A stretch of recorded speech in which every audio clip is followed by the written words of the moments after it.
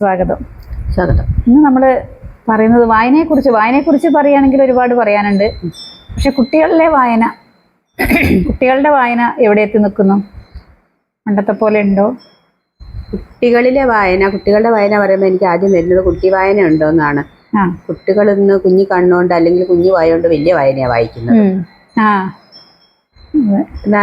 ആ കുട്ടിത്തം എല്ലാവർക്കും എന്നല്ല, പലപ്പോഴും കുട്ടിത്തം അവർക്ക് നഷ്ടപ്പെടുന്നുണ്ട് എന്നുള്ളതാണ്. കാരണം അവർക്ക് ചുറ്റുപാടുന്ന് കാണുന്നതും കേൾക്കുന്നതും ഒക്കെ അത്തരത്തിൽ ഈ റീലുകളുടെ പ്രളയമൊക്കെ അതിനൊരു കാരണമാണ്. പക്ഷെ നമ്മൾ ശരിക്കും വായനയിലേക്ക് വന്നിട്ടുണ്ടെങ്കിൽ കുട്ടികളുടെ വായന കുറഞ്ഞു എന്ന് തന്നെയാണ് പറയാനുള്ളത്. വായന, നമ്മൾ പുസ്തകം വായന, പലതരം വായനയുണ്ടല്ലോ, എല്ലാ തരത്തിലുള്ള വായനയും കുറഞ്ഞിട്ടുണ്ട്. അവര് അടുത്തിരിക്കുന്നവനെ വായിക്കുന്നില്ലല്ലോ, അമ്മയെ പോലെ വായിക്കാത്ത കാലമല്ലേ. അപ്പോ പ്രകൃതിയെ വായിക്കുന്നില്ല, ചെടികളെ വായിക്കുന്നില്ല, അങ്ങനത്തെ ഒരു വായനയില്ല. എന്നാലും നമ്മളെ മനസ്സിൽ പെട്ടെന്ന് അക്ഷരങ്ങളുടെ വായനയാണല്ലോ, അത് നല്ലോണം കുറഞ്ഞിട്ടുണ്ട്. എനിക്ക് എന്താവും അതിന് കാരണം? അതെ, മൊബൈൽ ഫോണാണ്. അതായത് ഒരിക്കൽ ഞാൻ കുട്ടികളോട് ഇന്നൊരു കഥയുണ്ട്, ഈ പുസ്തകം വായിക്കണം, നല്ല രസമാണ് എന്ന് പറഞ്ഞപ്പോൾ ഒരുത്ത എഴുന്നേറ്റെന്ന് പറയണേ, എന്തിനിപ്പോൾ വായിക്കണം, അതിന്റെ ഓഡിയോ ഉണ്ടല്ലോ, ഇട്ടിട്ട് അങ്ങോട്ട് നടന്നപ്പോൾ ഒരൊക്കെ ഇട്ടൂടേന്ന്. അപ്പം അത്തരത്തില് അവൻ അറിയുന്നുണ്ടോന്ന് വെച്ചിട്ടുണ്ടെങ്കിൽ അറിവ് നേടുന്നുണ്ട്. പക്ഷെ വായിക്കുമ്പോ ഉള്ള, അതായത് അമ്മീമേലെ ഇല്ല, അതായത് വായിച്ച് നമ്മളിപ്പോ ഒരു സിനിമ കണ്ട് കഥ അറിയുന്നതും അല്ല, കണ്ട ആളുടെ അടുത്ത് നിന്ന് കേട്ടറിയുന്നതും നേരിട്ട് കാണുന്നതും ഭയങ്കരമായ വ്യത്യാസം ഉണ്ടല്ലോ. അത് തീർച്ചയായിട്ടും ഇതിനുണ്ടാവും. വായിക്കാന്ന് പറയുമ്പോൾ വെറും അറിവ് മാത്രമല്ല, ആ ഒരു വരി കൂടി പുസ്തകത്തിൽ കൂടി കടന്നു പോകുമ്പോൾ പലതരം അറിവുകൾ കിട്ടുന്നുണ്ട്, ഭാവനയും വരും. ഇല്ല, പിക്ചറൈസ് ചെയ്യുമ്പോൾ അത് വേറെ ആരോ വരച്ചു വെച്ച് നമ്മൾ കാണുകയാണ്, അല്ലെങ്കിൽ വേറൊരു സിനിമയാണെങ്കിലും അതെ, വേറൊരു ക്രിയേഷനാണ് നമ്മൾ കാണുന്നത്. രാമായണം സീരിയലിന്റെ സമയത്ത് രാമൻ എന്ന് പറയുമ്പോൾ നമുക്ക് അരുൺ കോവിലിന്റെ മുഖമാണ് വരുന്നത്, സീത എന്ന് പറയുമ്പോൾ ദീപികയുടെ മുഖം, അങ്ങനെയുള്ളവർ. പക്ഷെ നമുക്ക് സ്വയം നമ്മൾ ഭാവനയെ കാണണമെങ്കിൽ നമ്മളിപ്പോ ഒരു കഥ, പണ്ടൊക്കെ അച്ഛനും അമ്മക്ക് കഥ പറഞ്ഞു തരും. ഈ കഥ പറഞ്ഞു തരുമ്പോൾ നമ്മളെന്നെ വിഷ്വലൈസ് ചെയ്യുന്നുണ്ട് അല്ലേ, നമ്മുടെ ഭാവനയിൽ. നമ്മളിപ്പോ കുറെ പേര് കഥ കേൾക്കുന്നുണ്ടെങ്കിലും അല്ലെങ്കിൽ വായിക്കുന്നുണ്ടെങ്കിലും ഓരോരുത്തരും ഓരോ തരത്തിലാണ് അതിന്റെ. അതാണ് സ്വന്തം വായിക്കണം എന്ന് പറയുന്നത്. അപ്പൊ നിങ്ങളെ വായനയില് പിന്നെ കണ്ടതല്ല ഞാൻ വായിക്കുമ്പോ, അതായത് പരിസരം വരെ നമ്മൾ കാണും. ഒരു പുഴയെ രണ്ടാ കുളിക്കാൻ പറ്റില്ല പറഞ്ഞ പോലെ, നിങ്ങൾ കുളിച്ച വെള്ളം അങ്ങോട്ട് പോയിട്ടുണ്ടാവും, അടുത്തതിലാണ് ഞാൻ കുളിക്കുന്നത്. അപ്പോൾ ശരിക്കും അറിഞ്ഞ് ആസ്വദിക്കണമെങ്കിൽ വായന അവനവൻ തന്നെ ചെയ്യണം. അല്ലെങ്കിൽ പറ്റും, വല്ല ഐഡിയകൾ ഇൻഫർമേഷൻസ് ആണെങ്കിൽ എവിടെ നിന്നെങ്കിലും ആരുടെ വായിൽ നിന്നെങ്കിലും കേട്ടാൽ മതി. അല്ലാത്ത തരത്തിലുള്ള വായന തീർച്ചയായിട്ടും അവനവൻ തന്നെ അറിയണം. അതിലേക്കൊന്നും കുട്ടികൾ ചെല്ലുന്നില്ല. കാരണം ഇപ്പോൾ എന്താണോ നമുക്ക് വേണ്ടത് അത് കയ്യിനുള്ളിൽ കിട്ടുമല്ലോ. അല്ലാണ്ട് ഇത്രാമത്തെ പേജിൽ ഇത്രാമത്തെ ഖണ്ഡിക നമുക്ക് പേജ് മറിച്ച് നോക്കണ്ട, അതങ്ങ് അടിച്ചു കൊടുത്തിട്ടുണ്ടെങ്കിൽ നമുക്ക് കിട്ടും. അപ്പം എല്ലാം ഈസി മെത്തേഡാണല്ലോ. അത് കയ്യിലുള്ളപ്പോൾ ആരാണ് വായിക്കുക, ആരാണ് എഴുതുക? ഇന്നിപ്പോൾ ChatGPT ഒക്കെ വന്നതുകൊണ്ട് പരമാനന്ദമാണ് കുട്ടികൾക്ക്. കൂടുതലായിട്ട്. പക്ഷെ നമ്മുടെ മുമ്പ് പുസ്തകം വായിക്കുന്ന സമയത്ത് നമ്മൾ ചർച്ച ചെയ്തിരുന്ന കഥാപാത്രങ്ങൾ മായാവി, കബീഷ്, അല്ലേ, പോലീസ്, ഡിങ്കൻ, കുട്ടികളില് സംസാരം, ചർച്ചാ വിഷയവും ഇതിനെ ചുറ്റിപ്പറ്റിയിട്ടായിരുന്നു. അതെ, പിന്നെ ആ ബോബനുമോളിലത്തെ ചിത്രങ്ങൾ വർത്താനം പറയുന്നത് അല്ലേ, എന്താണ് നമ്മളതിന്റെ ഐഡിയ അല്ല, ശരിക്കും നമ്മൾ അവിടെ ചിത്രങ്ങളെയാണ് വായിക്കുന്നത്, ചലിക്കുന്ന ചിത്രങ്ങളാ. എല്ലാ ചിത്രങ്ങളും എല്ലാ ക്യാരക്ടറിനും ഒരു ആക്ഷൻ, ഒരു പെർമനന്റ് ആയിട്ട് ഒരു ഐഡന്റിറ്റി ഓരോ ആൾക്കും ഉണ്ട്.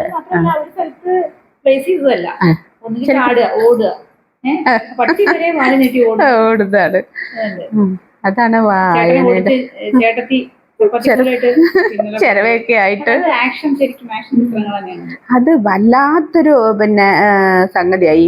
ടോംസിന്റെ ബോബനുമോളി അല്ലെ, അത് ജീവിച്ചിരിക്കുന്നതാണ് ബോബനുമോളി. അങ്ങനത്തെയൊക്കെ വായന കുട്ടികളിലേക്ക് ഇപ്പൊ ചിത്രകഥകളില്ല, എല്ലാം വീഡിയോ ആണ്, എല്ലാം വീഡിയോ ആണ്. അപ്പോൾ വീഡിയോ ഇങ്ങനെ കാണുമ്പോണ്ടല്ലോ കുട്ടിയുടെ സർഗാത്മകത പോകുന്നുണ്ട്. അവിടെ ആ ക്രിയേറ്ററിന്റെ കാർട്ടൂണിന് വേറൊരു അച്ചീവ്മെന്റ് ഉണ്ട്. എന്താ വെച്ചാല് കുട്ടികൾ ലാംഗ്വേജ് പഠിക്കുന്നുണ്ട്, അന്യഭാഷകൾ പഠിക്കുന്നുണ്ട്. ഹിന്ദി ആണെങ്കിലും ഇംഗ്ലീഷ് ആണെങ്കിലും സ്കൂളിൽ പോയില്ലേലും അറിയാം. ഹിന്ദി സീരിയൽ കാണുകയാണെങ്കിൽ ഹിന്ദി, അങ്ങനെ അങ്ങനെ ഒരു കാര്യമുണ്ട്. അതുകൊണ്ട് പക്ഷെ എന്നാലും വായന ഒരു സൈഡിലേക്ക് മാറ്റി നിർത്തിയ പോലെ അല്ലേ? കുറഞ്ഞിട്ടുണ്ട്, തീർച്ചയായിട്ടും കുറഞ്ഞിട്ടുണ്ട്. അതിന് ഇനിയിപ്പോ ഏതോ രാജ്യത്തെതിരെ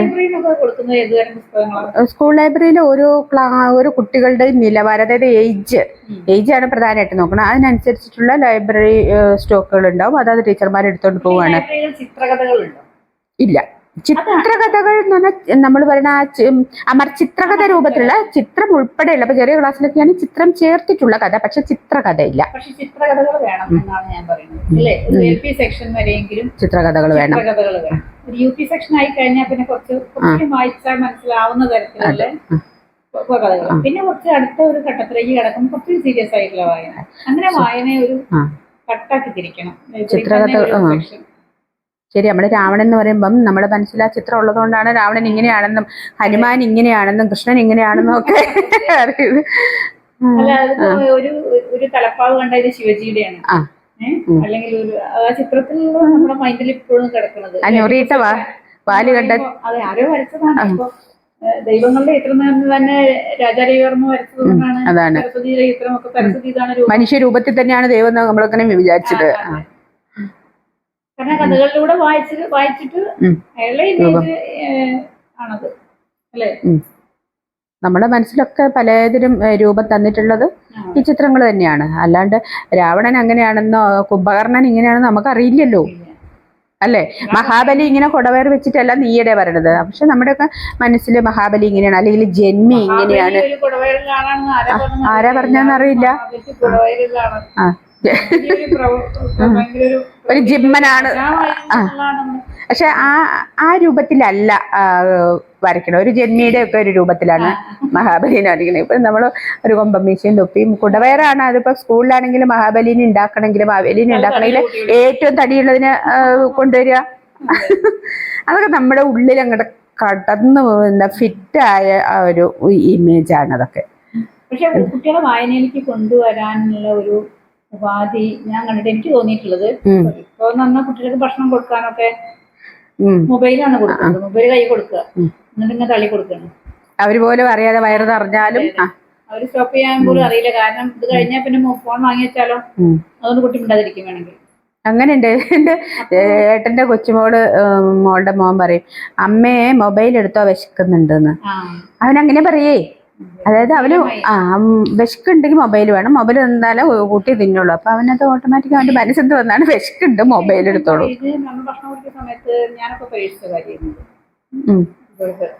കഥ പറഞ്ഞെടുക്കുക. നമ്മൾ കഥാപാത്രങ്ങളായിട്ട് അതേ ഡയലോഗ് പ്രസന്റ് ചെയ്യുന്നത് തന്നെ അങ്ങനെയാണ്, അഭിനയിച്ച് പറയാ. അപ്പൊ ഭക്ഷണം കൊടുക്കും. അപ്പൊ കുട്ടികൾക്ക് അന്ന് വായിക്കാൻ അറിയില്ല. പക്ഷെ പിന്നെ നമ്മളത് പറഞ്ഞു കൊടുക്കാതിരിക്കുമ്പോൾ കുട്ടികളെ പുസ്തകം കാണുമ്പോൾ അത് വായിക്കണം എന്നുള്ള ഒരു ത്വര വരും. ഇന്നതൊക്കെ ഉണ്ട് എന്നുള്ളത് കുട്ടിക്ക് അറിയാമല്ലോ. അച്ഛന് പഠിച്ച കുട്ടികളാണെങ്കിൽ ഒരുവിധം കൂട്ടി വായിക്കാനായാലെങ്കിൽ നമ്മൾ എന്ത് ചെയ്യും, കഥയുടെ ഏറ്റവും എന്താ പറയാ ഒരു സസ്പെൻസ് കൊണ്ട്, അല്ലെങ്കിൽ നെക്സ്റ്റ് എന്താണെന്ന് അവനെ അറിയണം എന്നുള്ളൊരു ഘട്ടത്തിൽ കൊണ്ടുപോയി നിർത്തും. പിന്നെ ബാക്കി നമ്മൾ വായിച്ചു കൊടുത്തില്ലെങ്കിൽ അത് നല്ലൊരു ട്രിക്കാണ് കുട്ടികൾക്ക്. മനോഹരമായ ഒരു കഥ മനോഹരമായി അവതരിപ്പിച്ചിട്ട് തീർക്കുന്നതിന് മുമ്പ് അവിടെ നിർത്തുക. അപ്പൊ പിന്നെ ഓട്ടോമാറ്റിക് അവര് അറിയാൻ വേണ്ടിയിട്ട് അത് അത്തരത്തിലായിരിക്കണം നമ്മളുടെ വായനയും അവതരണവും. പിന്നെ അതിന്റെ കണ്ടന്റും അങ്ങനെ ആവണം. അങ്ങനെ ഒത്തിരി കുട്ടികൾ ബാക്കി അറിയാൻ വേണ്ടിയിട്ട് വായിക്കും. അത് വയനാട് പുസ്തകങ്ങൾ കുട്ടികൾക്ക് കൊടുക്കുന്നുണ്ടെങ്കിലും കുട്ടികൾ ആ വായിച്ചതിനെ പറ്റിയിട്ട് പിന്നെ എന്തെങ്കിലും ചർച്ചയോ കാര്യങ്ങളോ വരുന്നുണ്ടോ? കുട്ടികൾ വായിച്ചോല്ലെന്ന് നമ്മൾ അറിയുന്നില്ല. അത് വായിക്കുന്നവരെ, എനിക്കൊരു അനുഭവം, വായിക്കുന്നവരെങ്ങനെയാണേലും വായിക്കും. പക്ഷെ അതിൻ്റെ മേലെ ശരിക്കും പറഞ്ഞിട്ടുണ്ടെങ്കിൽ സ്കൂളുകളിൽ ഇങ്ങനെ പുസ്തക വായനയും പുസ്തക ചർച്ചയും ആവശ്യമാണ്. പക്ഷെ ഇന്നത്തെ സാഹചര്യത്തിൽ പറയണമെന്നുണ്ടെങ്കിൽ വായിച്ചിരിക്കണം. അത് നല്ലൊരു പരിപാടി കേട്ടോ.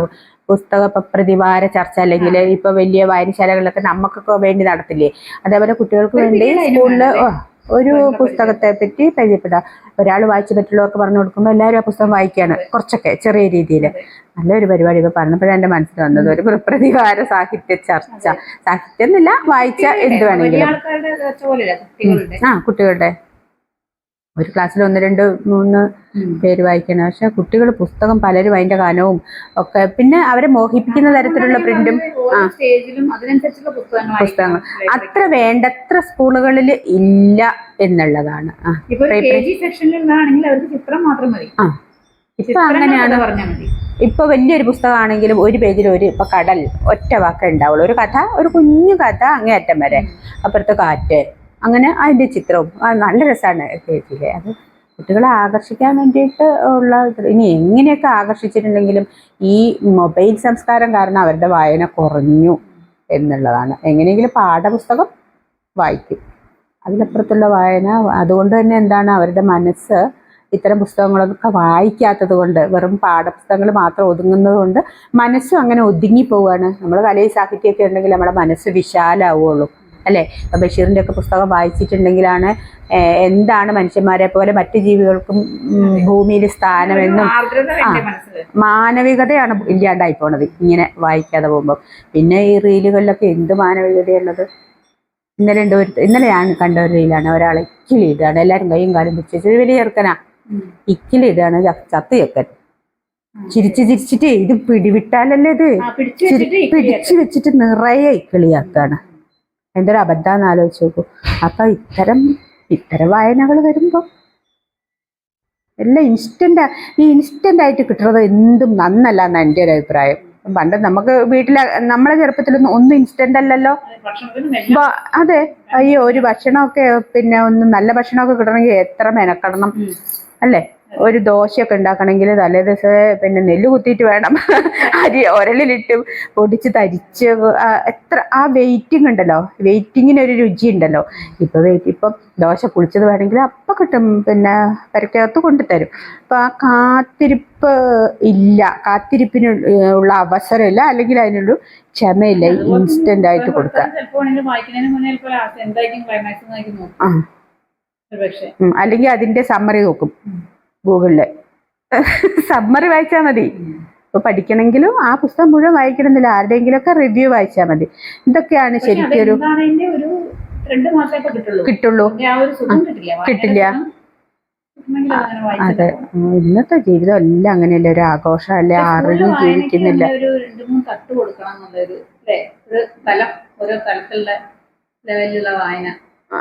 നമ്മൾ അവസരം കൊടുക്കണം. പുസ്തകങ്ങളുണ്ട്, ഓരോ പല വിഷയങ്ങളിലുള്ള പുസ്തകങ്ങളുണ്ട്, പക്ഷെ കുട്ടികൾക്ക് കൊടുക്കുന്നുണ്ട്. വായിക്കുന്നവർ വായിക്കുമെങ്കിൽ ഈ പറഞ്ഞ പോലെ ഞാനിത് വായിച്ചു എന്ന് മറ്റുള്ളവരെ അറിയിക്കാനുള്ള വേദി ആ വായന വാരത്തിൽ അങ്ങോട്ട് കഴിഞ്ഞാൽ പിന്നില്ല. അത് ശരിക്കും ചർച്ച അതൊക്കെ മത്സരങ്ങൾക്ക് വേണ്ടിയല്ല, പിന്നെ നമുക്ക് ഒന്നാമത് സമയമില്ല എന്നുള്ളതാണ്. അത് പറയും ഏത് ഈ വായനാവാരം ഉണ്ടല്ലോ, ആ വായനാവാരത്തിൽ അല്ലെങ്കിൽ ആ ഒരു മാസത്തിൽ ചെയ്യും. അത് ചെയ്യുന്ന കുട്ടികൾ മാത്രമേ ചെയ്യുള്ളൂ. എല്ലാവരിലേക്കും വായനത്തിന് ഒരു പീരീഡ്, ഒരു ക്ലാസ് ഉണ്ട്, ഒരു പീരീഡ് ഉണ്ട്, നിങ്ങൾ പീരീഡ് ചെയ്യിക്കണം. ഈ വീട്ടിൽ കൊണ്ടുപോയി ചെയ്തു വരുമ്പോൾ പാരന്റ്സ് ആണ് പ്രശ്നം. നമ്മളവിടെ ശരിക്കുള്ള ഒരു മേൽനോട്ടം വേണം ചെറിയ ക്ലാസ്സിൽ വായിക്കണമെങ്കിൽ. അല്ലെങ്കിൽ അവർക്ക് ഇഷ്ടമുള്ളതേ ചെയ്യുള്ളൂ. അവർ കളരും പോലീസും കളി ഇപ്പോഴും അങ്ങനെയാണല്ലോ, കുട്ടി മനസ്സ് അങ്ങനെയാണല്ലോ. അപ്പം വായിക്കാൻ ഇൻട്രസ്റ്റ് ഉള്ള കുട്ടികൾ, ഇപ്പം 5ാം ക്ലാസ്സിലായിരുന്നപ്പോൾ പിന്നെ ഈ സ്കൂളിലായിരുന്നപ്പോഴേ ഒരു കുട്ടി ക്ലാസ് ടൈമിൽ വലിയ വലിയ പുസ്തകങ്ങൾ ഒളിപ്പിച്ച് വെച്ച് വായിക്കുകയായിരുന്നു. പക്ഷെ ഞങ്ങൾ ആരും ഒന്നും മിണ്ടില്ല, ആൾ മിടുക്കനാണ്. അവൻ വളരെ ശ്രദ്ധയോടെ മിണ്ടാതിരിക്കും. പുസ്തകത്തിൻ്റെ ഉള്ളിൽ വലിയ വളപോലത്തെ പുസ്തകമാണല്ലോ, അതിൻ്റെ ഉള്ളിൽ നല്ല നോവലൊക്കെ വെച്ച് വായിച്ച്. അപ്പോൾ വായിക്കാൻ ഇഷ്ടമുള്ളവരെങ്ങനെയാണെങ്കിലും അത് കണ്ടുപിടിച്ച് വായിക്കുക. അതൊക്കെ കാണുമ്പോൾ ഭയങ്കര സന്തോഷം. എത്തിച്ചു കൊടുക്കണം വീട്ടുകാരും. അതിനുള്ള സാഹചര്യം ശരിക്ക് വീട്ടിലാണ് ഒരുക്കേണ്ടത് എനിക്ക് തോന്നുന്നത്. അതെ, വായിക്കുന്ന കാണാം. അതെ, തലകുത്തനായിരിക്കും. അങ്ങോട്ട് പോകും. പക്ഷെ ആളുകള് പേപ്പർ വായിക്കുമ്പോ മാസിക വായിക്കുന്നതോ കാണുമ്പോൾ കുട്ടികളും അത് അനുകരിക്കാൻ ശ്രമിക്കും. വായന വാക്കണമെങ്കിൽ സ്കൂളിൽ നിന്ന് പറ്റില്ല, കാരണം സ്കൂളിന്റെ വായന വേറെ തരത്തിലുള്ള പാഠപുസ്തകങ്ങളാണല്ലോ. അപ്പൊ വായിക്കാൻ ഏറ്റവും നല്ല അന്തരീക്ഷം അച്ഛനും അമ്മയും അല്ലെങ്കിൽ വീട്ടിലുള്ളവരാണ് ഒരുക്കി കൊടുക്കേണ്ടത്. ഒരു കുട്ടിക്ക് വീട്ടിൽ എനിക്ക് സ്വന്തമായിട്ടൊരു ലൈബ്രറി വേണം, അല്ലെങ്കിൽ തൊട്ടടുത്തുള്ള വായനശാലയിലേക്ക് പോകണം, ഇതേപോലെ വായന ചർച്ചകൾ. അപ്പൊ വീട്ടുകാർക്കാണ് അത് അതിൽ കുറച്ചുകൂടി നല്ല സ്ഥാനം. അപ്പൊ എന്താണെന്നറിയോ, ശരിക്കും നമ്മളിപ്പോ ഈ മാരേജ് കൗൺസിലിംഗ് എന്ന് പറയുന്നില്ലേ, മാരേജിന് മുന്നുള്ള കൗൺസിലിംഗ് പോലെ തന്നെ ഇപ്പൊ ഒരു അച്ഛനാവാനും അമ്മയാവാനും തയ്യാറെടുക്കുന്ന ആൾക്കാർക്കും കുട്ടികളുണ്ട്. അവർക്കൊരു കൗൺസിലിംഗ് ആവശ്യമാണ്. ഒരു കുട്ടി എങ്ങനെയായിരിക്കണം. കാരണം പലർക്കും അറിയില്ല. ആദ്യത്തെ കുട്ടി ഉണ്ടാകുമ്പോൾ ഏറ്റവും നന്നായി വളർത്തണം എന്ന് വിചാരിച്ചിട്ട് എന്തൊക്കെയാ ചെയ്യേണ്ടതെന്ന് അറിയില്ല, അങ്ങനെ ആയിരിക്കും. ഇപ്പൊ ഇങ്ങനെ ന്യൂക്ലിയർ ഫാമിലി ആയത് നമ്മൾ പഠിപ്പിച്ചു കൊടുക്കണേ. പണ്ട് കൂട്ടുകുടുംബം ആകുമ്പോൾ ഒരു കുഞ്ഞുണ്ടായിട്ടുണ്ടെങ്കിൽ എങ്ങനെയാണ് അവളെ വളർത്തേണ്ടത്, അവനെ എന്ത് ചൊല്ലാണ് ചൊല്ലിക്കൊടുക്കേണ്ടതെന്നും പറയാതെ അറിഞ്ഞറിയും. അപ്പൊ പിന്നെ നെക്സ്റ്റ് തലമുറയാകുമ്പോൾ ആ കുട്ടിക്ക് തോട്ടം വരും. ഇപ്പൊ നമുക്ക് ഏകദേശം അറിയാം. പക്ഷെ ഇപ്പൊ ഉള്ള കുട്ടികൾക്ക് അത് തോന്നിയിട്ടുണ്ട് അന്നൊക്കെ കുറച്ചുകൂടി നമുക്ക് അതിനെ കുറിച്ച് അറിയാമായിരുന്നെങ്കിൽ അങ്ങനെ ചെയ്യാമായിരുന്നു, ഇങ്ങനെ ചെയ്യാമായിരുന്നു ഒക്കെ ഇപ്പൊ നമുക്കൊരു ബോധം വരും. പക്ഷെ ഒന്നും പറഞ്ഞിടാൻ ആരും ഉണ്ടായിട്ടില്ല. ഹയർ സ്റ്റഡീസിന്റെ കാര്യം അല്ല, ഈ കുട്ടികളെ എങ്ങനെ ട്രീറ്റ് ചെയ്യണം എന്നുള്ളതിന്റെ ഇപ്പൊ ഒരുപാട് പുസ്തകങ്ങളൊക്കെ ഉണ്ട്, പക്ഷെ പുസ്തകങ്ങൾ വായിക്കില്ലല്ലോ. അപ്പൊ ശരിക്കൊരു കൗൺസിലിംഗ് ആവശ്യമുണ്ട്. അതിനിപ്പോ ഇന്ന് പാരന്റിങ് എന്ന് പറഞ്ഞിട്ടുള്ള ഒരു ഇത് തന്നെ ഉണ്ടല്ലോ, ഒരു സിസ്റ്റം തന്നെയുണ്ട് പാരന്റിങ് എന്നുള്ളത്. പക്ഷെ പാരന്റിങ്ങിന്റെ ഒക്കെ പ്രശ്നം എന്താ വെച്ചിട്ടുണ്ടെങ്കിൽ ഇടയ്ക്കിടയ്ക്ക് വേണം, എന്താ പറയുക, മോട്ടിവേഷൻ ക്ലാസ് പോലെ ഇടയ്ക്കിടയ്ക്ക് കൊടുക്കണം. അത് കഴിയുമ്പം അത് ഇല്ലാണ്ടാവും. പണ്ടത്തെ ഉള്ളവർക്കൊക്കെ പാരന്റിങ് ശരിക്കും അറിയാവുന്ന, പറഞ്ഞാലും കേൾക്കും. അന്ന് അച്ഛനും അമ്മയും ഒരു പട്ടിയെ വളർത്താൻ നമ്മൾ പട്ടിയാവണം എന്ന് പറയും. അതായത് അവരെ അറിയണം. അതെ, അതുപോലെയാണ് ഒരു കുട്ടിയെ നമ്മളതൊരു കുട്ടിയാവണം അല്ലേ. കുട്ടികളും ശരിക്കും സാഹചര്യങ്ങളാണ് ഒരു മനുഷ്യനെ സൃഷ്ടിക്കുന്നത് എന്നുള്ളതിനോട് ഒരു 90% എനിക്ക് യോജിപ്പാണ്. സാഹചര്യങ്ങളാണ് ഒരു മനുഷ്യനെ സൃഷ്ടിക്കുന്നത്. അത് വീടായാലും സ്കൂളായാലും ഫ്രണ്ട്ഷിപ്പ് ആയാലും അല്ലേ. വായന കൗൺസിലിംഗിന്റെ ഒരു ഭാഗമായിട്ട് എനിക്ക് അത്തരം കാര്യങ്ങളൊക്കെയാണല്ലേ. ഇനി എന്തൊക്കെയോ ഓരോരുത്തർ പറഞ്ഞ പ്രസംഗങ്ങളും കാര്യങ്ങളൊക്കെ നടക്കുന്നുണ്ടല്ലോ, പ്രഭാഷണങ്ങളും ഒക്കെ. ഇത്തരം കാര്യങ്ങളാണ് ഒരു പൊതുജന മധ്യത്തില് സംസാരിക്കേണ്ടത് എനിക്ക് തോന്നുന്നു. പക്ഷെ കുട്ടികൾ ഇപ്പൊ എങ്ങനെയാ നമ്മള് യൂട്യൂബിലൊക്കെ കാണുന്ന കല്യാണമേ വേണ്ട എന്നുള്ള തരത്തില് വലിയ സെലിബ്രിറ്റീസുകളാണ് ചെയ്യണത്. അപ്പോൾ ആണുങ്ങളുടെ വശത്താണെങ്കിൽ കല്യാണം ഇല്ലാതെ ജീവിക്കുന്നതാണ്, പെണ്ണുങ്ങളാണെങ്കിൽ ഇങ്ങനെയൊക്കെ ചെയ്യണം, അതുകൊണ്ട് ഇതില്ലാത്തതാണ് നല്ലതെന്ന് പറയുമ്പോൾ അതുകൊണ്ട് അതിൽ മോട്ടിവേറ്റഡ് ആയിട്ടാണ് കുറേ പെൺപിള്ളേരിപ്പം ചെക്കന്മാരും കല്യാണം വേണ്ട. പക്ഷെ അതൊക്കെ സമൂഹത്തിന്റെ അല്ലെങ്കിൽ എന്താ പറയാ ഭൂമിയുടെ എന്ന് പറയാൻ പറ്റില്ല. ചിന്തിക്കുമ്പോ പറഞ്ഞ പോലെ ഈ ഭൂമിയിലേക്കാണല്ലോ ഈ കുട്ടികൾ തുറന്നു വിടാൻ പോകുന്നത് എന്നുള്ള ഒരു ചിന്തയുണ്ടാവും കൂടി ചെയ്യുമ്പോഴാണല്ലോ ഈ വിഷയം വരുന്നത്. എന്ത് ചെയ്യണം, നമ്മൾ ജീവിക്കുന്ന ഇടം നന്നാക്കുക എന്നുള്ളതാണ്. അതാ പറഞ്ഞ സാഹചര്യങ്ങൾ ഓരോ തീരുമാനത്തിന്റെ പിന്നിൽ അവരെ പ്രേരിപ്പിക്കുന്ന ഒരു ഘടകം അവർ അനുഭവിച്ചിട്ടുണ്ടാവും. അപ്പൊ അങ്ങനെ ഒരു ചിന്ത ഉണ്ടാവാതിരിക്കാൻ വേണ്ടിയിട്ടുള്ള ഒരു നല്ല സാമൂഹ്യ ഘടന ഉണ്ടാക്കുക എന്നുള്ളതാണ്. കുറെ പരിപാടിയല്ല, ബുദ്ധിമുട്ടാണ്. പക്ഷെ അതല്ല എന്ന് മാറ്റി മറിക്കണമെന്നുണ്ടെങ്കിൽ നമ്മളെ ചിന്തകളും ഒക്കെ തന്നെ അല്ലേ. ഒരിടത്ത് തുടങ്ങിയാൽ പോരാ, ആകെ മാറണം. കുട്ടികൾ നന്നായി വായിക്കട്ടെ, നല്ലത് വായിക്കട്ടെ. അതിന് വേണ്ടിയിട്ടുള്ള സാഹചര്യങ്ങൾ എല്ലായിടത്തും വീട്ടിലും നാട്ടിലും കുട്ടിലും ഒക്കെ ഉണ്ടാവട്ടെ. നല്ല വായനയാണ് തീർച്ചയായിട്ടും നല്ല ഒരാളെ സൃഷ്ടിക്കുന്നത്. പുസ്തക വായനയ്ക്കപ്പുറമുള്ള നമ്മളെ ഭൂമിയെ മുഴുവൻ തുറന്ന മനസ്സോടെ വായിക്കാൻ പറ്റിയാൽ ഒക്കെ